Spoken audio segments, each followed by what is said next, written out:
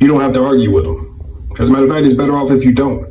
Understand that plausible deniability has always been a part of the strategy. They can't just come out and say they hate niggas and Jews anymore. They have to preload their defense, and their defense typically starts with them saying they're being misunderstood. In fact, they're being attacked. What's wrong with you people? What do you mean I can't say you people, so you can't say anything around these people anymore? I'm really the victim here. Turn to their people, get an applause. You saw that with stand back and stand by. You saw that with their sending their rapists. You saw that with their fine people on both sides. It's all a big misunderstanding, and you're the problem for pointing it out. There's no reason to argue with them. In fact, the only reason you feel like you need to argue with them is because you think that impact is not as important as intent. You think if they didn't mean it, then somehow it's justified. When in reality, everybody in the country should know that you should not stand behind the podium of the President of the United States in America, touch your heart, and extend your arm out at a 45-degree angle with your palm down. And not knowing that should disqualify you from public service. Because even if somehow you're stupid enough not to know not to do that, the impact of that is emboldening Nazi groups. They are jumping for joy. They're increasing enrollment. They're planning attacks. They're marching through streets because they believe that this president is behind them.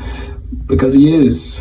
Because they're behind him. And the only reason I'm speaking about this is because something's going to happen next week, and the week after, and the week after. Something's happening right now. And it's going to do you no good to digest think piece after think piece, video after video about why it's bad, and going back and forth with people in comment sections who are determined to misunderstand the point. The impact is what matters. And you need to focus on countering that impact.